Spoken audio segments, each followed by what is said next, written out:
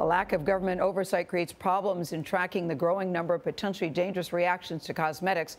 A new study says reports of adverse reactions to cosmetics and personal care products more than doubled to nearly 1,600 complaints between 2015 and 2016. But that's estimated to be just a fraction of the actual number. Our Dr. Narula joins us at the table to discuss. Good to see you, Tara. Good to see you. So what kind of products are we talking about? What reactions are you worried about? These are products that we probably all used at some point this morning. Deodorant, moisturizers, yes, makeup, hair care products, perfumes. They're very common. We use them every day for years. And is it certain brands or any kind of deodorant? It could be potentially any brand. It's basically this industry of cleansing, beautification, and changing our appearance. That's the industry we're talking about. And so the concern raised by this letter was basically that there are about 396 adverse events reported every year. And that probably is the tip of the iceberg, because we know that research has shown that usually less than 10% of adverse events are really reported. And in this industry, there is really very minimal safety oversight. I think that's surprising to a lot of people to learn.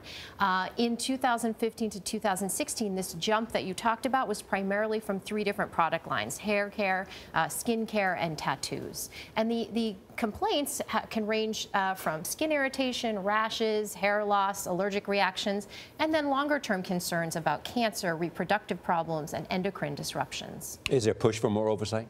I think there needs to be, on some level, more information and more oversight. The problem now, really to understand, Charlie, is that there's no need for pre-market safety approval. Manufacturers don't need to report to the FDA if there are complaints. There is no need to register products. There's no need to give the FDA ingredients. So what has happened is that we've created a situation of passive surveillance, where products get put on the market and then we wait for complaints to arise. And then the FDA can investigate. And even in that situation, they really don't recall products from the market. Well, you would hope that most people would use deodorant and hair care. So is there something that we should be looking at when we go to buy these products? It would be nice if there really was, but it's very hard for consumers to navigate this, because there are thousands of chemicals that make up all kinds of ingredients. The manufacturers don't have to list the ingredients because they can be called trade secrets or special formulations. The chemicals. So what are we supposed to do, Tara? So the dermatologist we spoke to, who was one of the authors of this letter, basically suggested keeping it simple. So pick products that have the fewest ingredients, so least likely to cause reactions. Pick products that have chemicals that have been around, kind of tried, true, and tested over years, not necessarily the newest, most exciting chemical or ingredient. You also want to pick products that are dye-free, preservative-free, fragrance-free. And clearly, if you have an issue, I think the big reason for this letter was to say report it. Report it to the FDA. Report it to the manufacturer. The FDA has a website you can go to, the Center for Food Safety and Applied Nutrition, where you can fill out an online form.